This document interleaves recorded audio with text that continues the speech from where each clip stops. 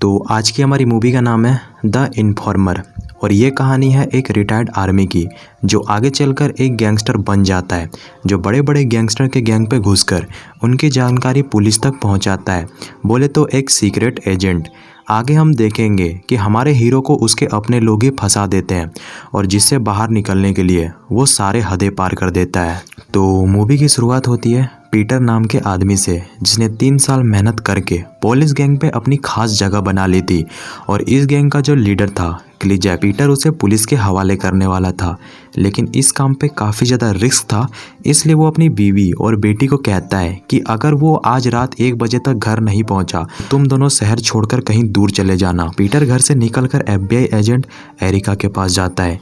Areca उसे एक phone देकर कहती है कि हम काम को बिल्कुल प्लानिंग के हिसाब से करेंगे और अगर तुम्हें कुछ गड़बड़ लगे तो सीक्रेट जलाना, हम समझ जाएंगे कि तुम्हें बैकअप की ज़रूरत है। पीटर क्लीजैक के खास आदमी सिक के साथ ड्रग्स डील करने के लिए एक क्लब जाता है। तभी वहाँ एक आदमी ड्रग्स खरीदने के लिए आता है। वो आदमी सिक से कहता है कि उसके पास 6 पैकेट ड्रग्स खरीदने के पैसे तो नहीं है, लेकिन 3 पैकेट ड्रग्स खरीदने के पैसे हैं। वो आदमी कुछ पैसे देकर पीटर को कहता है कि यह रखो एडवांस, पहले मुझे ड्रग्स टेस्ट करवाओ फिर मैं तुम्हें पूरे पैसे दूंगा। पीटर को समझ पे आ जाता है कि यह साला पुलिस वाला है। पीटर पूछता है कि क्या तुम पुलिस वाले हो? अब वो आदमी घबराए हुए आवाज़ पे कहता है नहीं तो। पीटर को पूरा यकीन हो जाता है कि यह पुलिस वाला है और वो उस आदमी को क्लब से धक्के मारकर बाहर निकालने लगता है। तभी वो आदमी अपना ID कार्ड दिखाकर कहता है कि वो DA एजेंट है और वो पीटर को गन पॉइंट पर रख लेता है। तभी पीछे से सिक उस ऑफिसर को गोली मार देता है और यह सब FBI एजेंट एरिका सुन रही होती है और वो अपनी टीम को मिशन को अबॉर्ट करने के लिए कहती है। तभी दूसरी तरफ पीटर सिगरेट जलाता है ताकि एरिका उसकी मदद करने के लिए आए, लेकिन वो तो सीधा पीटर के बगल से गुजर जाती है। पीटर के पास कोई दूसरा ऑप्शन बचा हुआ होता नहीं है तो वो अपने दोस्त के साथ मिलकर उस पुलिस वाले को प्लास्टिक से पैकिंग करने लगता है। अब इसकी खबर पुलिस गैंग के लीडर क्लीजैक को मालूम पड़ जाता है और वो इस बात से काफ़ी ज़्यादा गुस्सा होता है क्योंकि आम आदमी को मुकाबले एक पुलिस वाले को मर्डर एक काफ़ी खतरनाक गुनाह होता है।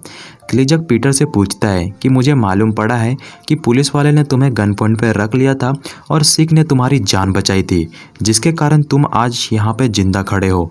पीटर कहता है हाँ। क्लीजैक कहता है फिर तो तुम्हें उसका एहसान उतारना चाहिए। NYPD वाले तो हमें छोड़ेंगे नहीं, वो हमारा धंधा बंद करवा देंगे, इसलिए तुम उस पुलिस वाले का मर्डर का इंजाम अपने सर पे ले लो और जेल पे जाकर पुलिस गैंग का ड्रग्स का धंधा चलाओ। 5 साल बाद हम तुम्हें जेल से बाहर निकलवा लेंगे। पीटर कहता है वो ऐसा नहीं करेगा। क्लीजैक उसे धमकी देता है कि अगर वो ये काम नहीं करेगा तो उसके बीवी बच्चों को आज आखिरी दिन होगा। पीटर को समझ पे आ जाता है कि वो बहुत बुरी तरीके से फंस गया है। अब वो घर का रहा ना घाट का। घर पहुंचकर पीटर FBI एरिका को कॉल करता है और कहता है तुमने मुझे धोखा क्यों दिया? एरिका कहती है अगर हम डायरेक्टली उस मैटर पे घुस जाते तो तुम्हारी 3 साल की मेहनत बर्बाद हो जाती और क्लीजैक को भी मालूम पड़ जाता कि तुम एक सीक्रेट कवर एजेंट हो और क्लीजैक तुम्हें वहीं मार डालता। अब इसका गुस्सा पीटर अपनी बीवी सोफिया के ऊपर निकालने लगता है और कहता है कि जब मैंने तुम्हें कहा था कि अगर मैं रात 1 बजे तक नहीं आया तो तुम यहाँ से कहीं सेफ जगह चली जाना। सोफिया कहती है वो उसे छोड़कर कहीं नहीं जाना चाहती और वो रोने लगती है। अब रात को पुलिस वालों को उस ऑफिसर की लाश मिल जाती है जिसे कल रात सिक ने गोली मार दी थी और ये सब एडवर्ड एजेंट देख रहा होता है जो उस ऑफिसर का खास दोस्त था। और वो जब थोड़ी छानबीन करता है तो उसे मालूम पड़ता है कि कल रात उसका दोस्त ड्रग्स डील करने के लिए क्लब में गया था। एडवर्ड जब CCTV कैमरे को चेक करता है तो उसे क्लब के बाहर पीटर नजर आता है। दूसरी तरफ एरिका पीटर को अपने सीनियर से मिलवाती है। वो पीटर को बताते हैं कि पुलिस वाले का मर्डर कोई मामूली मर्डर तो है नहीं, हम चाहे भी तो इस केस को रफा दफा नहीं कर सकते, इसलिए हमारी बात मानो तो तुम जेल चले जाओ और वहाँ जाके क्लीजैक का धंधा संभालो और हमें उसकी सारी गैर कानूनी धंधों के खिलाफ सबूत ला कर दो ताकि FBI वाले क्लीजैक के ऊपर एक्शन लेकर उसे अरेस्ट कर सके और बाद में हम तुम्हें जेल से बाहर ले आएंगे, नहीं तो तुम्हें पुलिस वाले के मर्डर वाले केस के लिए 20 साल तक सजा हो सकती है। पीटर को एहसास हो जाता है कि उसके पास कोई दूसरा ऑप्शन नहीं है और पीटर यह खबर अपनी वाइफ सोफिया को बता देता है।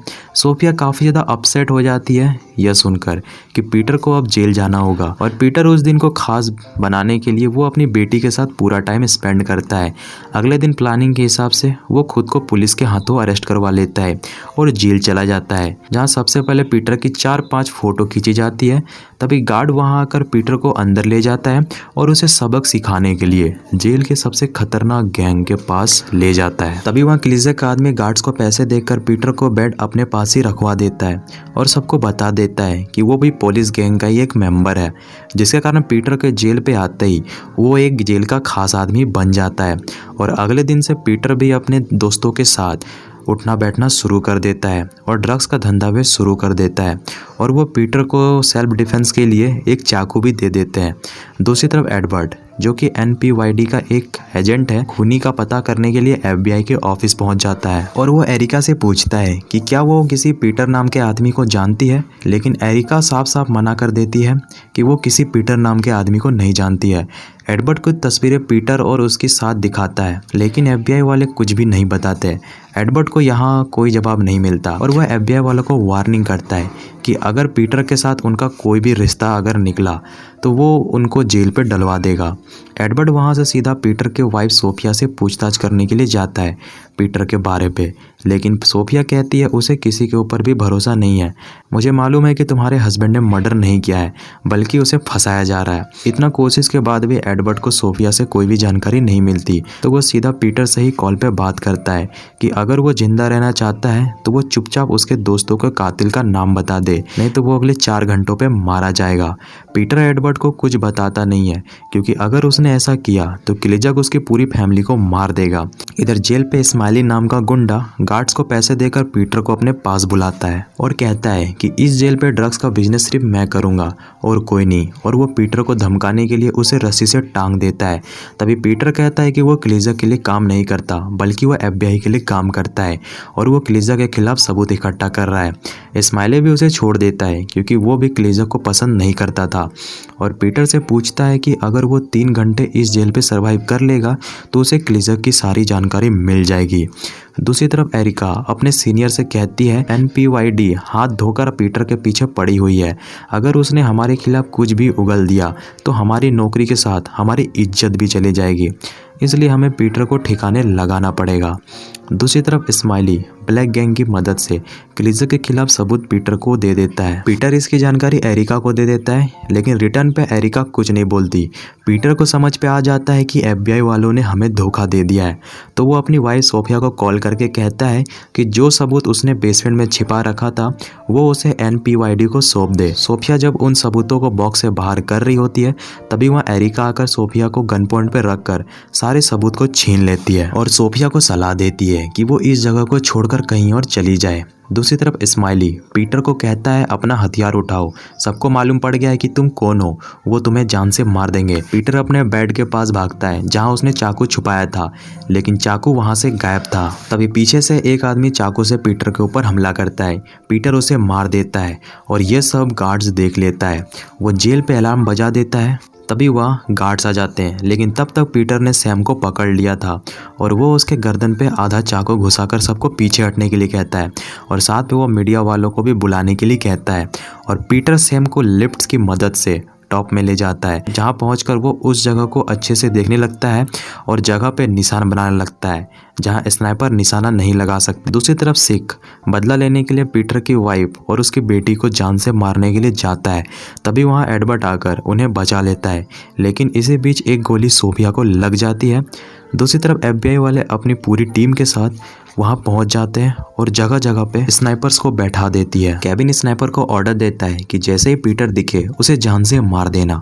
दूसरी तरफ पीटर कॉल पे अपनी वाइफ सोफिया से बातचीत कर रहा होता है, तभी केविन फोन कट कर देता है।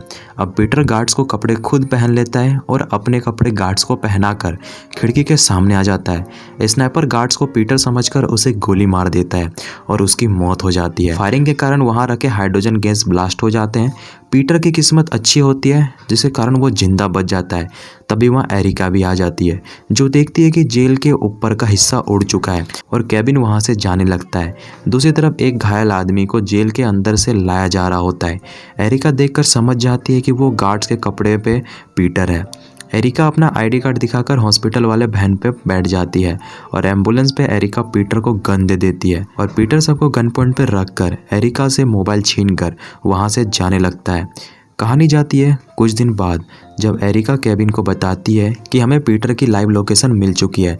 केविन कहता है जल्दी से उसे मारकर ख़त्म कर दो, मैं नहीं चाहता कि कोई FBI पर उंगली उठाए। यह सारी बातें एरिका रिकॉर्ड कर लेती है। तभी वह NPYD वाले आकर केविन को अरेस्ट कर लेते हैं। दूसरी तरफ पीटर अपनी फैमिली से मिलने एक पार्क में जाता है। तभी वह एडवर्ड आकर कहता है कि यहाँ पे कई सारे सीक्रेट एजेंट मौजूद है। एडवर्ड पीटर को फेक वीज़ा पासपोर्ट देकर यहाँ से जाने के लिए कहता है। पीटर उन्हें दूर से ही बाय बाय बोलकर वहाँ से चला जाता है और इसी के साथ मूवी यहीं पे डी एंड हो जाती है।